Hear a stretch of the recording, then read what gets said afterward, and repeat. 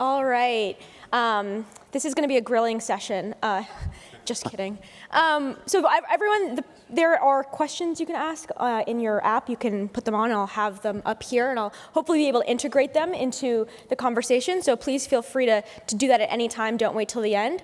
But I want to start by talking about why it is that Republican-led states have been so much better on the issue of housing production and supply in recent years. I mean, there's been a lot of conversation. We're here in California, where the housing crisis has been astronomical for my entire lifetime. And while there have been a lot of bills passed, there's nowhere near the flurry of activity in terms of impact on the size of the bills that places like Montana and Texas have been able to produce. So, Governor, I'd love to start with you and ask you, why do you think that is? Well, Jerusalem, thank you for having us, and it's great to be here at the Reagan Library. I think it became clear to me that home ownership is a key component of the American dream. That when we want our teachers, our policemen, our nurses to live in the communities where they serve, and if they can't afford a home, they can't do that. Also, when people own homes, they build wealth for their family. It roots them in the community, makes them more a part of the community. So it's really, why is housing important? It's because our job is to help, get out of the way so that people can prosper. And housing, home ownership is such an important part of the American dream. And so why do you think that's been something that maybe I feel like other governors know this, right? I don't think it's confusing to, governors in California or in New York. I mean, they talk about homeownership all the time, but they haven't been able to kind of get the kind of progress you've seen in Montana. Why do you think that is? Well, we recognized it as a big problem. I formed a bipartisan task force with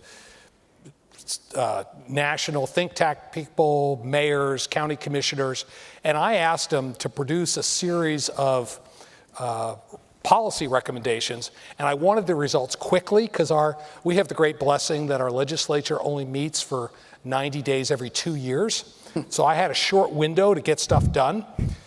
So we constituted in August. I had the recommendations by the end of the year. We promoted them, and we really ran the table. In fact, The Atlantic called it the Montana miracle.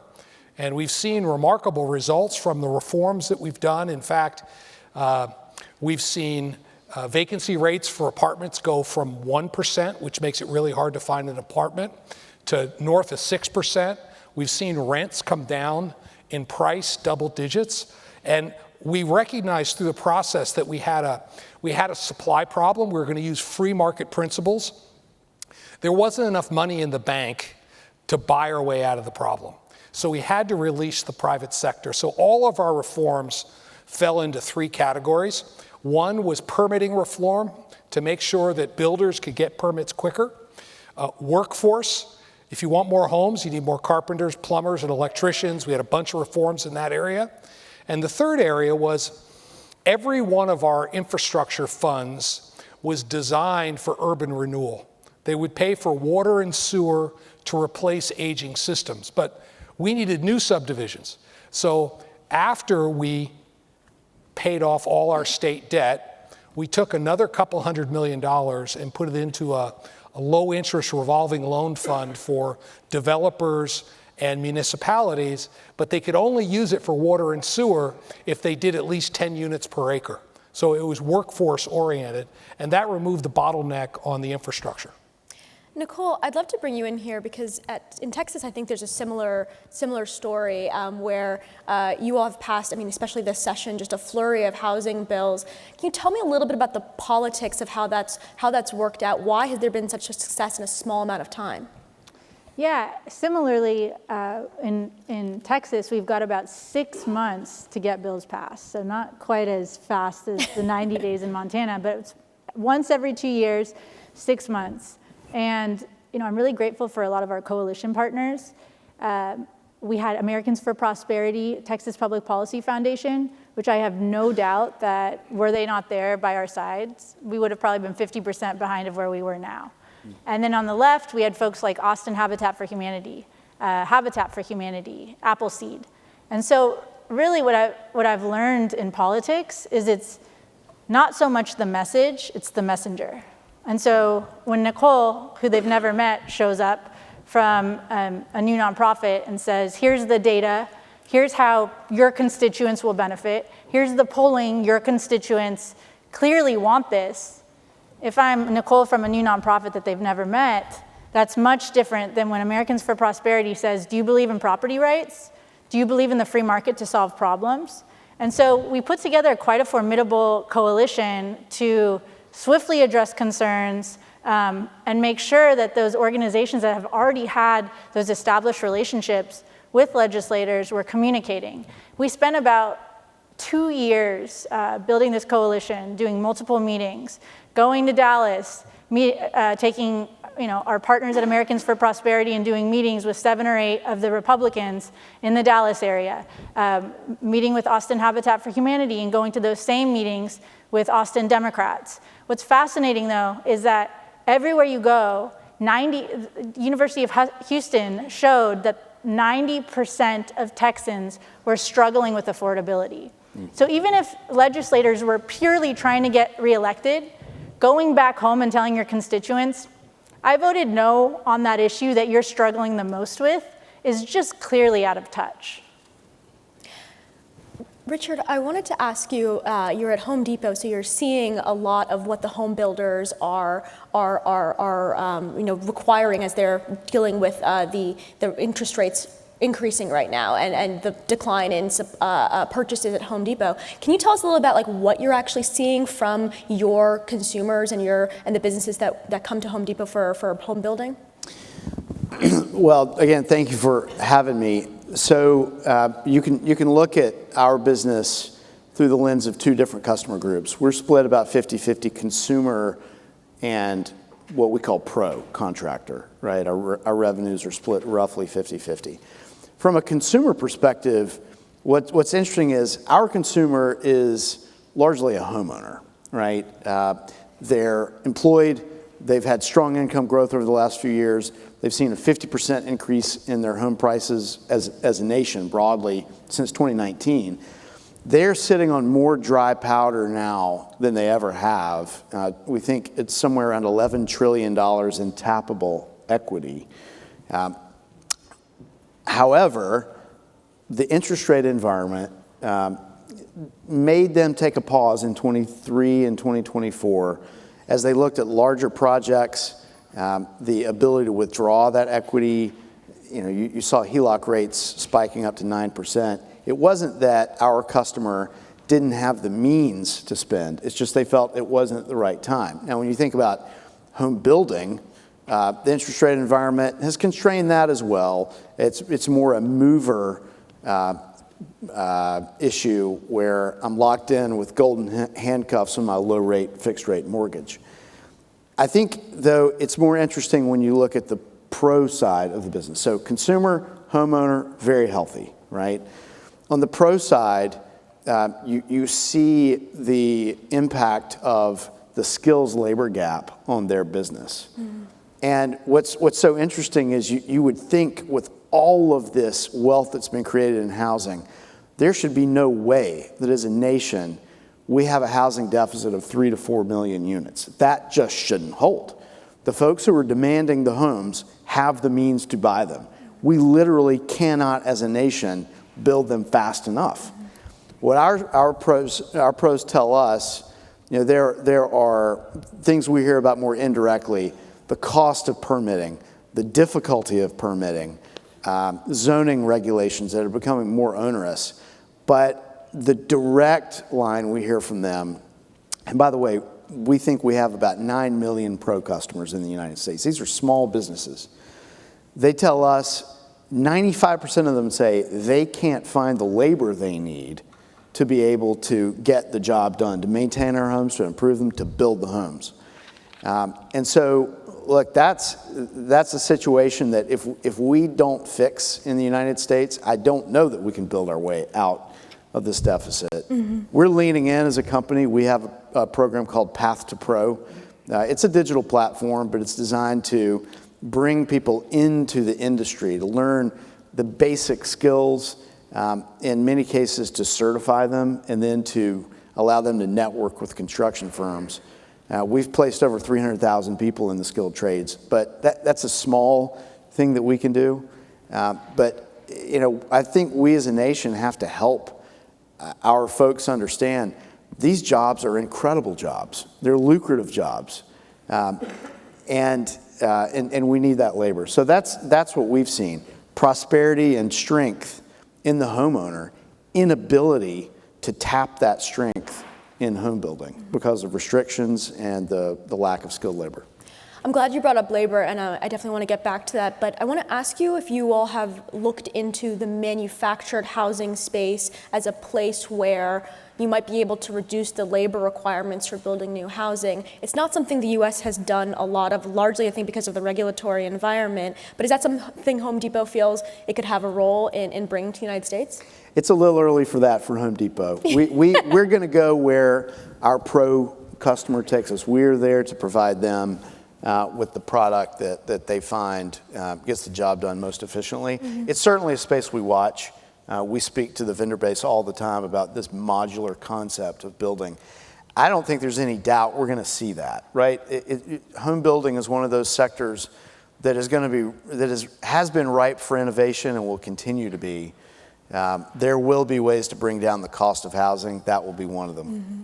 Yeah, and I would just add, in our most recent legislative session, one of our follow-on was we changed our building codes to make sure that manufactured homes get treated the same way as stick-built, so that they're not disadvantaged in the process. And every time I go into a shop class, I always tell the shop teacher, stop with the birdhouses, build tiny homes.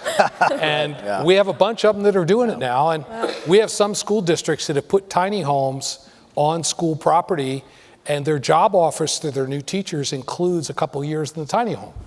Wow. We thought you were making a joke, and I you know. totally serious. No, stop with the birdhouse. Rick, I want to bring you in here. So we're near your home right now. Los Angeles, in Southern California in particular, is at the very heart of the housing crisis in California and the nation as well. You ran for mayor. What was the biggest hurdle for you? What did you see in Los Angeles to getting to fix the supply problem here? Well, the issues that you have in Los Angeles and you have in California along the way, California has actually passed some interesting laws in order to expedite and incentivize home building, especially in the area of workforce housing, which I'm a big fan of, which the governor was talking about, low-income workforce housing. The real issues that you have is the state, at least in California, can do a lot. It needs to do a lot more. It can do a lot. But in order to get it implemented, it has to be implemented at the local level. And if the local level is so overregulated or has so much red tape, what happens is money is fungible and it starts going in another direction. So you look at Los Angeles alone, last year in 24, all of 7,000 permits were pulled for homes. That doesn't mean they were even built. And if you take ADUs out of there, I think it was about 5,000. Mm-hmm. The goal every year is to build like 60,000. So we're not even close.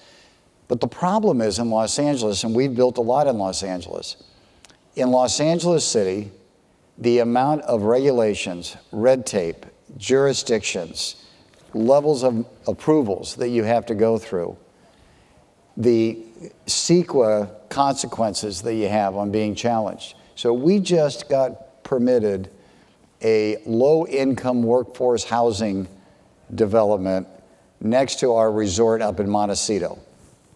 Now, you would think that if someone's going to build low-income workforce housing for their employees with not a dime of money from any city government, state government, or federal government, you would get rapidly approved, fully compliant with state laws that were to expedite it. It took us 2 years. And so you have to say to yourself, why the hell are you going to go do that? An outside. Now, we're committed to California, we're committed to Los Angeles. So I think you have to break this down. I think it's incredible what Montana's done, incredible what Texas has done. But I think you've got to break it down and ask yourself, how are you really going to incentivize building in the United States and building in some of these states that are so overburdened by population that needs housing. And the housing costs have risen so high, they're not attainable for people in California. And that's why so many people are moving out, because the high cost of living and the high cost of housing. We've got officers at LAPD that are driving 2 hours to get to work every day and 2 hours to get home. It's unsustainable. It's absolutely unsustainable. So I go back to the old days when I practiced law, a long time ago back in the 80s, and the tax code was the most efficient way to incentivize. And there was tax credits for building. And I think we've got to take a look at doing those kind of things at a state level and a federal level that give financial incentives, along with opportunity zones that give incentives for people to build. And somehow there's got to be a state mandate on these cities in California that forces them to cut the red tape, or there's consequences in funding from the state to the cities. Because it's just a constant battle, and it's not working in the state right now. And I mean, one thing I wanted to ask you about is, the reforms that, all four of these panelists have brought up with regards to zoning regulations and permitting. A lot of them have to do require upzoning in neighborhoods that are single family, that often do not want to see new development. When you were running for mayor, you said we have to leave single-family residences alone, in single-family neighborhoods alone, right. When we're pursuing development, and that we could do it in other places, industrial, et cetera. Can Los Angeles actually meet its housing goals if it doesn't upzone 75% of its land? Oh, absolutely. There's so much vacant land that's underdeveloped. And what I said is focus density around transit corridors, focus density around where you're building the subway. Get people out of cars, so that put more housing in commercial districts. Look at the projects that we've built, where we've got housing and retail and office all together, incredibly successful. The housing component of that, whether they're the condominiums or the apartments, all go for premiums because of the convenience, the lifestyle, and the experience people have. None of this is rocket science. And go with what's working and follow what people want and how they want to live in their lifestyle. And I think going in and changing the nature of single-family neighborhoods, there's no need for it, and I think it's the wrong thing to do. But let me just give you an example. In Los Angeles County, we have 700,000 acres. 700,000 acres that was burned. Close to 15,000 structures. About half of that in LA County, which is an independent county, and half of that in LA City. In LA County, there's 88 cities within the county, but the cities have their own local government. Now, you would think when there's 7,000 homes in the Palisades that are burned down to the ground, that there would be an expedited process to get building permits redone.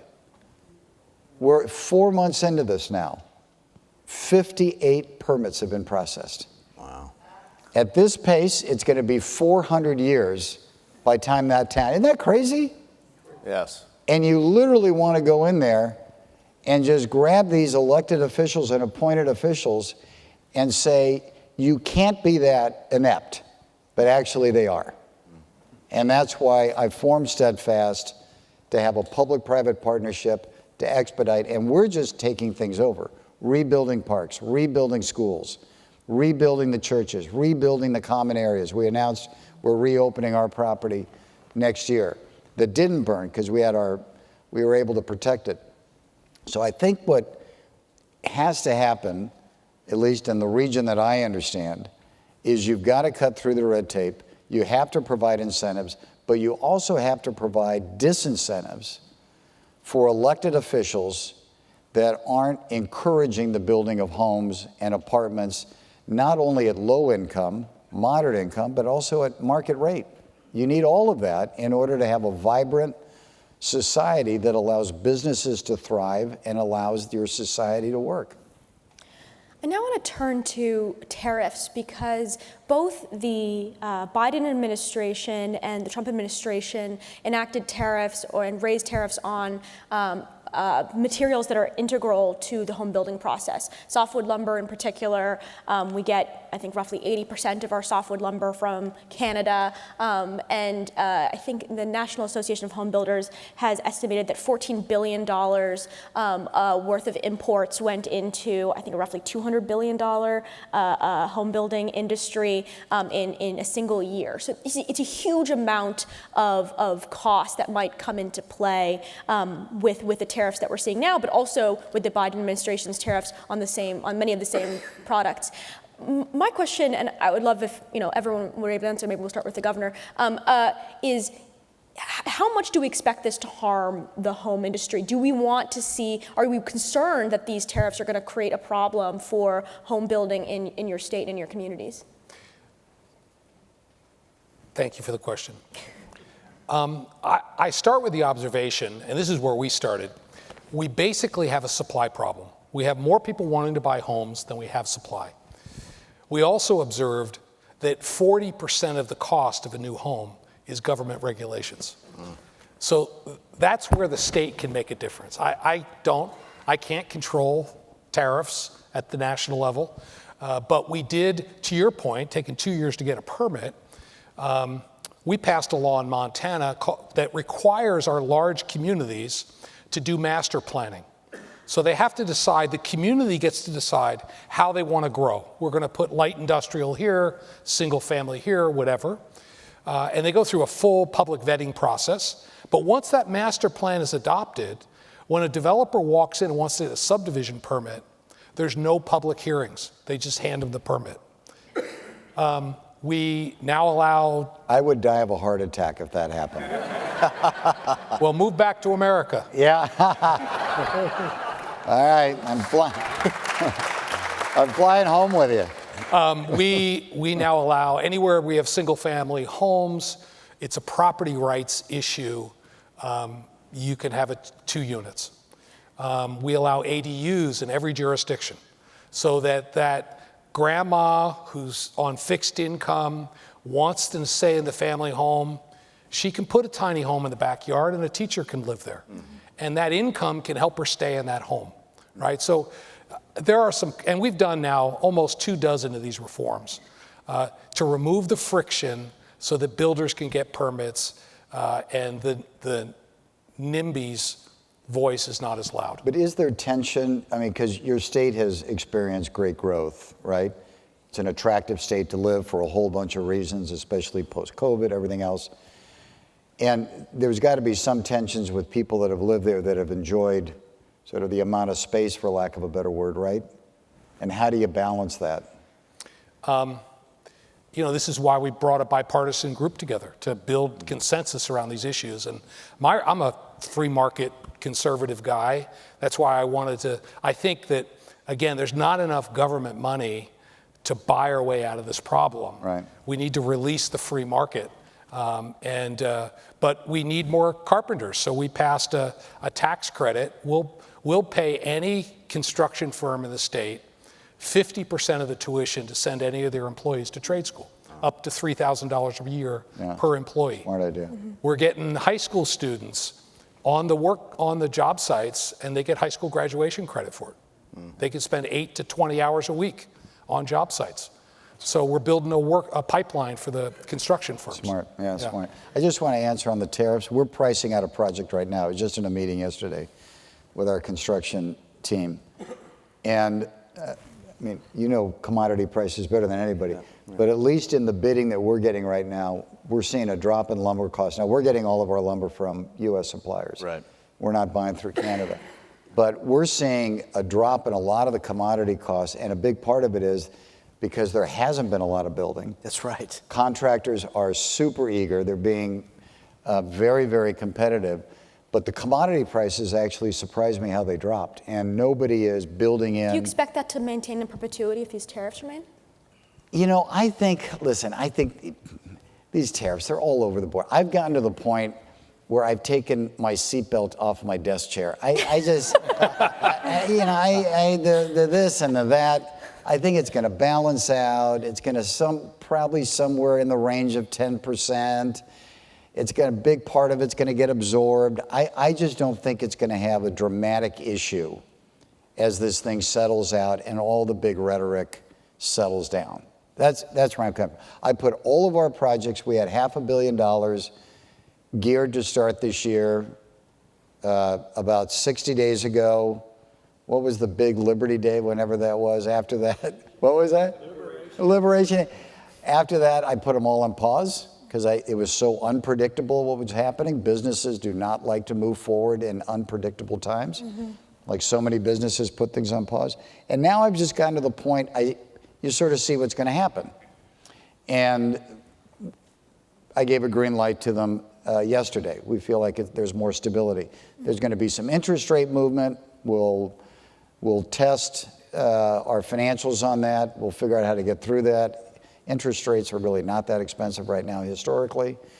But the tariffs, I don't think, are going to be a big issue. And I don't think it's going to change. One point I would just add quickly is our lumber mills in Montana that are making 2x4s that we build houses with are only running one shift a day. They could go to 3 shifts a day, triple their output, and we'll be fine. But therein lies the problem. We need to build more. Right. That's right. And Richard, I want to bring you in here because you recently said that Home Depot mentioned that we're not going to be raising prices as a result of tariffs, at least in the short term. Is that a promise that you're making in perpetuity, or just right now you're not seeing those costs rise internally? Well, we've worked hard. First of all, over 50% of the products that we sell are sourced in the United States. And we've worked hard over the last decade to make diversification of our supply footprint a strategic priority. So we've worked over that time with some of the best supplier partners in the world. When we win, our suppliers win. And so we work closely together. We've made a ton of progress diversifying our footprint over that time. And that's put us in a position to say that we expect in 12 months' time, there won't be one single country that will represent more than 10% of our purchases. That's 12 months from now. We've accelerated some of those efforts, but they're just continuations of what we have always felt is good business. To get to the cost of housing, first of all, I agree with Rick's comments on commodity prices. Lumber prices have been, for the most part, steady for the better part of a year, year and a half. And I'll echo what the governor said. It's actually the cost of regulation and the cost of labor. If we can work together to figure those two things out, that's where we can lower the cost of housing. Nicole, I wanted to ask you about the politics of housing in Texas. Texas is a conservative state, but of course, Austin, Dallas, Fort Worth, Houston, they're Democratic spots and even very, very progressive spots in the country, in the state. And the politics are quite weird. You see some alignments from very, very progressive people joining the conservatives to pass legislation. How does that coalition come together? Can you talk about how you built that? Yeah, and I'm extremely grateful because the governor, during his State of the State, where they'll set up the priorities that they're going to focus on that session, he talked about how slashing red tape and prioritizing housing affordability was going to be extremely important this session.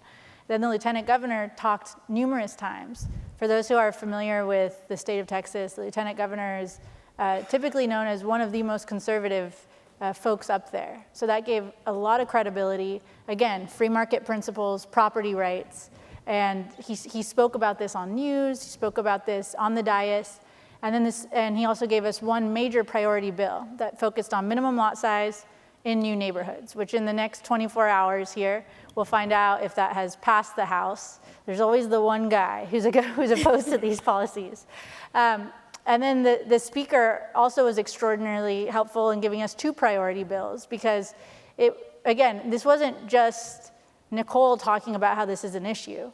This was not only their constituents talking about how this was an issue, but we had folks like Americans for Prosperity who would go on sort of their own roadshow And they would hear all the time from their different supporters and different volunteers about how bad housing affordability is towards those very volunteers. And that was extraordinarily helpful. For example, when they would bring up the North Texas delegation from the Dallas-Fort Worth area, and those same volunteers who were dealing with those issues were going and talking to the Republicans in Texas. Also, in terms of the left, we had folks like Appleseed, Austin Habitat for Humanity. And so it really helped having this cross-section. But what was also really fascinating was last session, we got very close to getting a minimum lot size bill through the finish line. It didn't happen, though. The city of Austin, I think, saw the writing on the wall. I think there was a deep hunch, which was probably accurate, that we would be bringing that same minimum lot size bill back next session. And so they actually adopted their own version, and we helped as an organization usher that through. It was really fascinating because then when you have the city of Austin and Mayor Watson, who did a phenomenal job on that, get that to a win, and they're criticizing Mayor Watson for being too conservative because this is a policy that came from a group that was working with those Republicans in Texas. Got that through, and now we're able to go back to Texas and say, look, this is a policy that originated with a strong conservative, Senator Betancourt. Now it's a lieutenant governor priority, but City of Austin just implemented this just over a year ago, and we're seeing rents decline like crazy in City of Austin. Everyone's kind of looking at Austin as this success story of how to reduce prices, similar to how people are looking at Montana as a success state on how to reduce prices in Montana. So one day I hope we get to catch up to Montana's success on these reforms, and knock on wood, we might have 3 or 4 really good wins here if we get the other Governor Gregg signature on these bills here in the next month or so. Now I want to turn to labor because it's something that's come up multiple times, but also when I'm talking with home builders and developers, I mean, I agree, it's one of the #1 things they bring up to me all the time is that the struggles that they have finding labor. And I wonder how folks on the stage think about this problem in relation to the immigration policies that have happened in recent months, and also the goal of this administration to increase deportations. We know that roughly 40% of the workforce in California, Texas, Florida, that are constructing our homes are immigrants. And there is a deep concern, even in these very red states where there's concern about immigration, that there's going to be a problem with labor if there is a large deportation effort in these spaces. So I want to ask folks on the stage, maybe we'll start with Richard, because you keep bringing up labor as a concern. How should we think about this problem? Are you worried about immigration as creating a problem for home builders? We believe in a healthy immigration policy. We haven't seen any impact to our business with respect to recent developments or recent points of view. And so, we're head down running a business. We have, like I said, our 9 million pros that we're working with every day. But I think it is more about emphasizing the nature of these jobs. You think about, not to make this too broad sweeping, but the alternative between, graduating with a 4-year college degree and heading out into the world of competing with AI versus actually being a skilled tradesperson able to generate significant income right now. I think we have to do a better job actually just getting the word out, marketing it, and helping people understand this is part of the core of America, and these jobs are jobs to be proud of. To me, that's the point. Mm-hmm. Governor, this is something I hear a lot in terms of, what Richard's talking about is, you can reallocate American labor to kind of make up for what might happen with immigration. But right now, unemployment's really, really low. That would mean moving people from industries that are currently we're near full employment, many people think. And so my question to you is, are you concerned about this in terms of workforce development? So we have very low unemployment in Montana. We're 3rd lowest in the country, 2.8%. The issue has been, I think to Richard's point, we have not presented trades jobs as a noble profession to our young people. And we've set a educational policy goal of having every high school graduate be either college or career ready. And so what does that look like? I get to appoint the regents that oversees the university system. I get to appoint all the people on our board of education.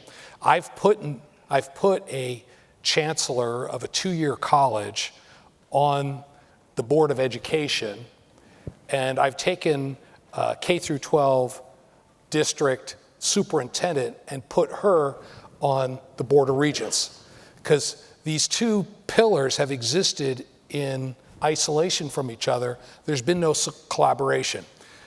Every time one of the 2-year colleges come forward with some new program, they want to build a new building. It's like higher ed, it doesn't matter what the question is, the answer is I need another building.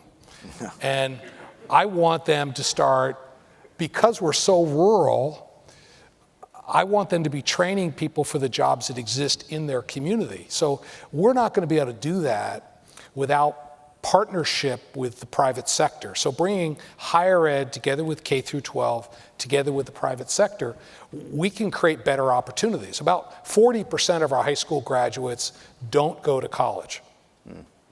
And so we've been making it easier for them to get into these trades jobs. Right. I mentioned the tax incentive, the integration with the schools and the private sector. We also changed all our apprenticeship ratios, and I was the first Republican governor of Montana in 16 years, so there was a little bit of cleanup to do.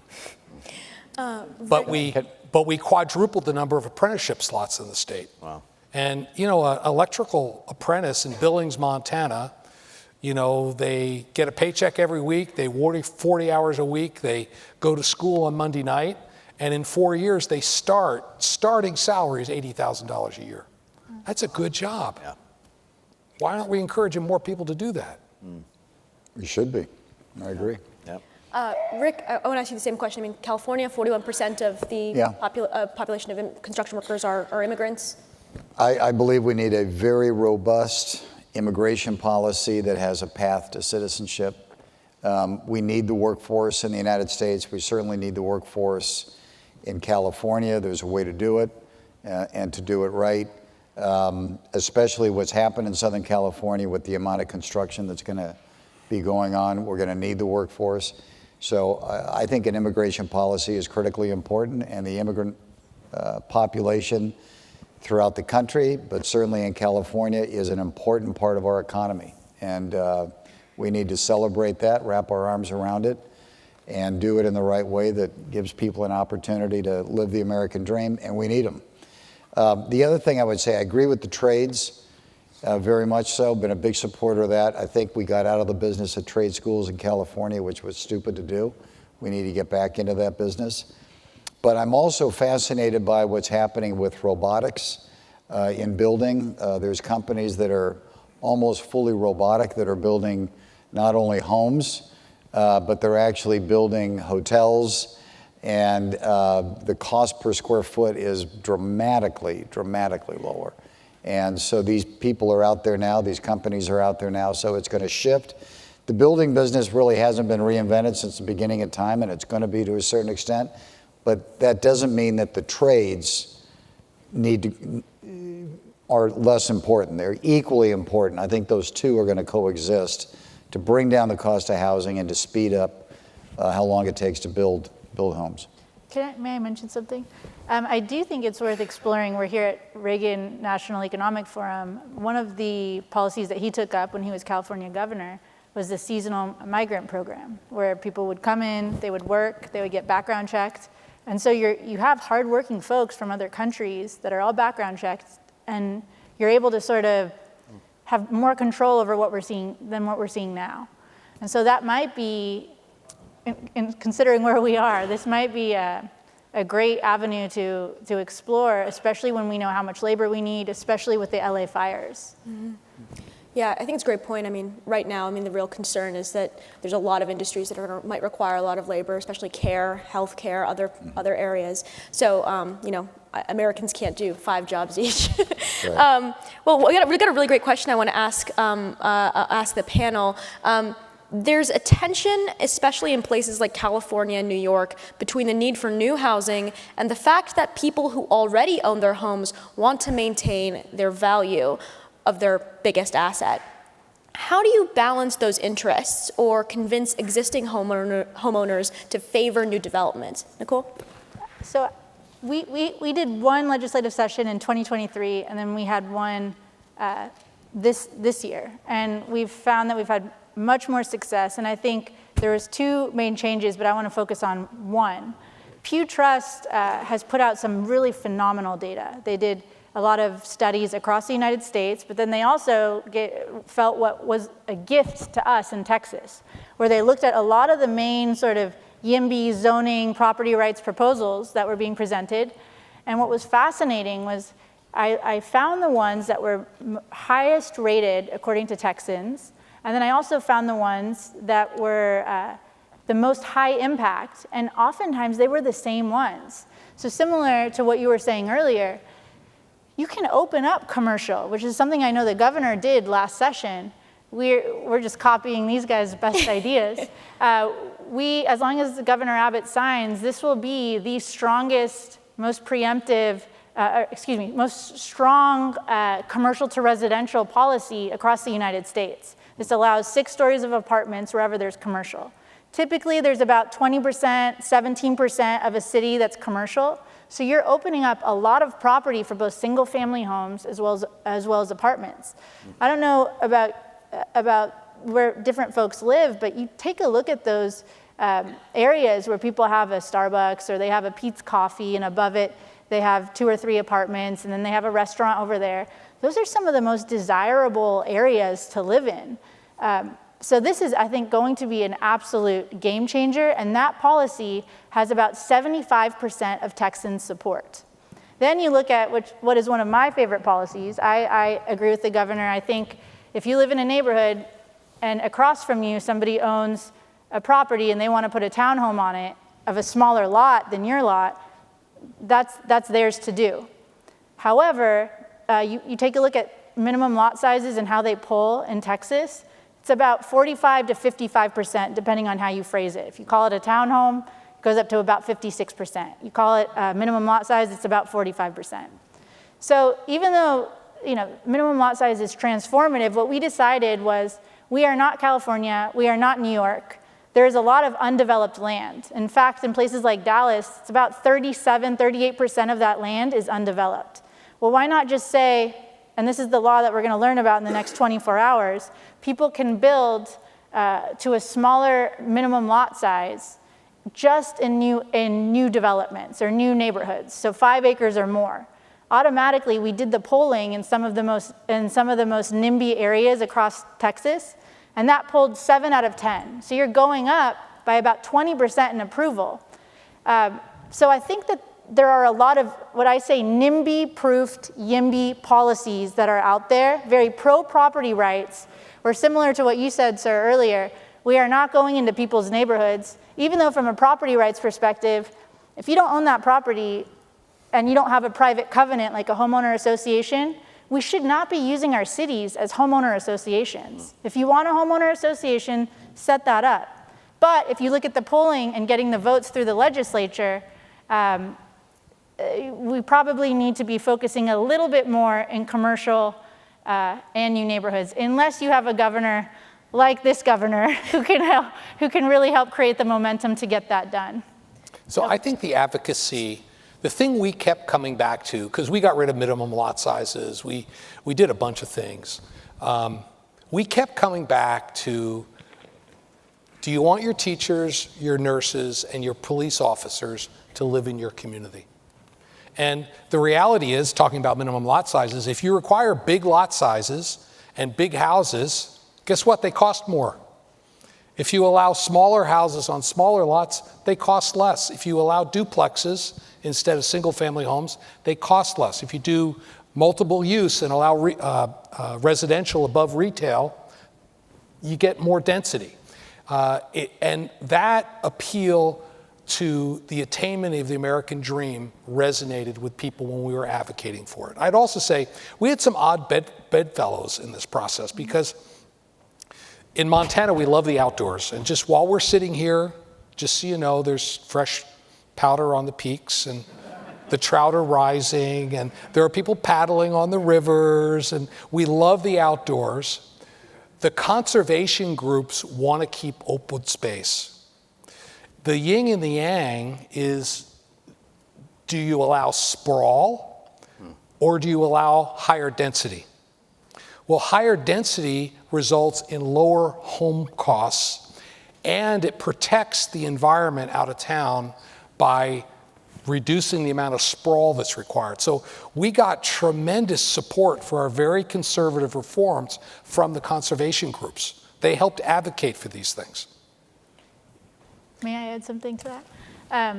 I had a very similar experience, Governor, and what was so fascinating was we had the Farm Bureau who was going in and really helped us lock down a lot of the our rural legislators. Similar to what you were saying, there's about $25 billion of agriculture comes out of Texas every year. And prior to our organization even getting started, American Farmland Trust has done all these studies about how large lot sizes ruin farmland. And so here you have this obvious response, and we have the Farmland Bureau testifying there, and then we even had Environment Texas. Same concept, conservation, let's conserve our hiking areas. Similar to the Farm Bureau, let's make sure that we're conserving our farmland and that it's not being developed around it and then ruining the soil. So it was a very interesting, odd bedfellow, but extraordinarily helpful in helping whip votes. Richard, I want to ask you about what you hear from your pro clients, because I think one thing a lot of folks hear all the time is, yes, we know permitting is hard, these regulations are bad, but like which ones are the ones that are really causing pain points for developers as they're trying to build housing? Because there are, as we know, there are thousands of these regulations that pile up. And the answer might be that all of them are really things that should be taken a look at, but are there ones that you hear repeatedly from clients that they would like to see dealt with? It does seem that the difficulty in getting a permit is at a different level than it has been 5 years ago, 10 years ago. And I wouldn't want to say that that's clearly the long pole in the tent, but just the permitting process, the cost of permitting, and that seems to be a common denominator across most markets in the United States. There's something about, Governor, you and Rick, you talked about the folks who are in charge. It's at the end of the day, you're talking about bureaucracy. And it does feel like there's a much bigger bureaucratic drag just from a permitting perspective than some of the other forces. Is there a role that Home Depot can play in communicating those concerns to local governments? As I mean, you are, I think many times at local governments, I was just in East Palo Alto giving a talk about this very issue, and they are often unaware that businesses are directly harmed and impacted by these kinds of policies. So is that something that Home Depot gets involved in? Well, we have our great government relations folks sitting right in the front row. We work tirelessly. You need to call East Palo Alto. Truly, we work, yes, we do work at a local level and do all we can. The Home Depot's, our business was built on keeping the cost of home improvement low, and we feel the same way about the cost of housing. And so, but it takes everyone, and that's why we're here today, actually, is just to bring more attention to the issue. Mm-hmm. Well, I want to bring the specificity to our final three panelists as we close up here. Rick, in Southern California, what policies, what specific things would you like to see changed to speed up the wildfire rebuild? Well, the governor waived CEQA, Coastal Commission, a lot of things which was the right thing to do. What the local city needs to do, LA, and what the county needs to do is, frankly, eliminate all the red tape in building a permit. They put in things that I think were well intended but don't work. You get an expedited permit if you're not building more than 110% of your original home. In a lot of these communities, people live there for 30, 40, 50 years. They were maybe in a cottage-style home and their neighbor had a 7,000 square foot home next to them. Everybody's permit should get expedited, right? And everything should be in one place, and it should be in their neighborhood where you have one-stop shopping on permits. And the other thing they need to do is just waive fees, they need to waive the taxes, and they need to help people get back into their neighborhoods. But I would also say other agencies like the school district, who we've been spending a lot of time with, you need to get schools rebuilt, reopened, and done quickly. There's so many layers of bureaucracy in the school district also. They're talking about spending 4 years to rebuild a school. We offered, and I think we're going to do it, to rebuild that school within a year. And we'll just do it with our own forces. So this is where I hope they welcome more and more private enterprise. Home Depot has been great. We've been working with Home Depot on a bunch of ideas that they have in order to speed up the rebuilding. They've been incredibly generous with their talent and their thoughts. And that's where private enterprise can really lean in and help a lot of the local officials solve these problems. So we also developed an AI model for plan check. We paid for it, $2 million.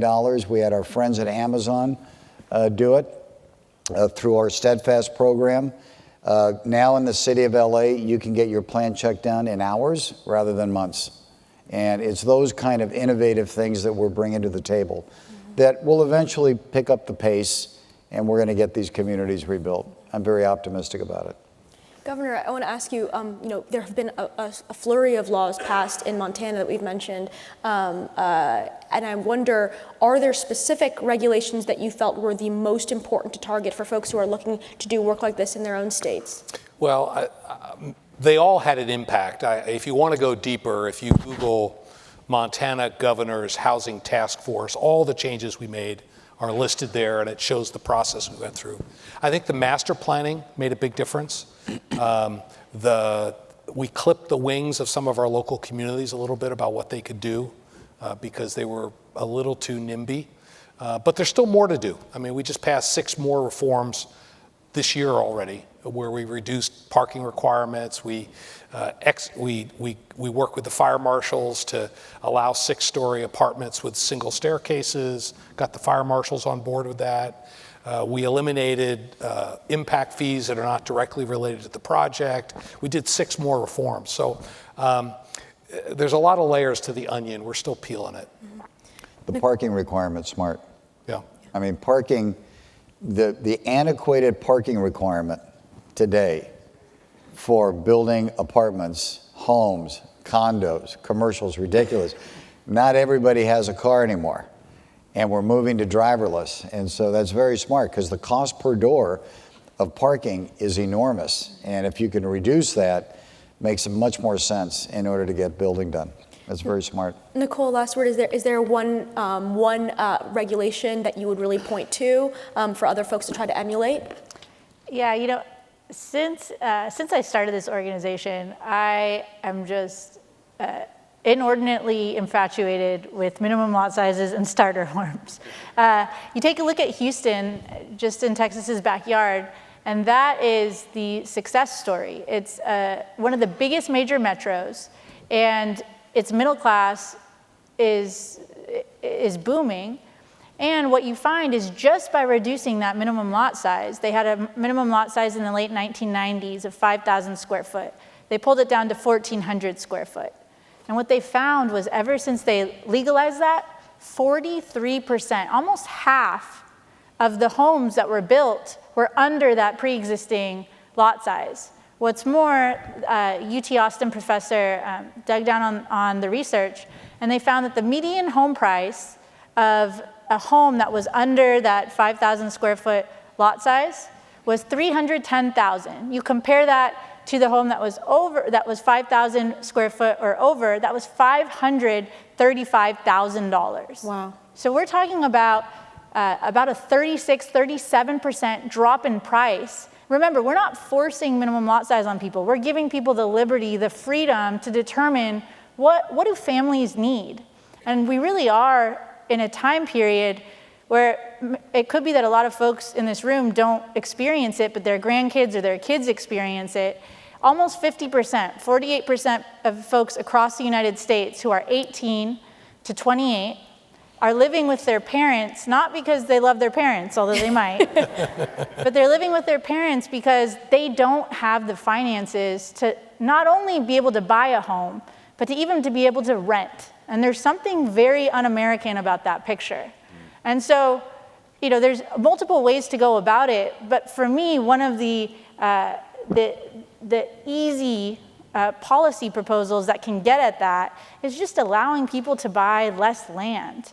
That seems thoroughly American, thoroughly property rights oriented, and I think it's a real question of, do we believe that America is a place of upward mobility, where if we work hard, we can buy a home?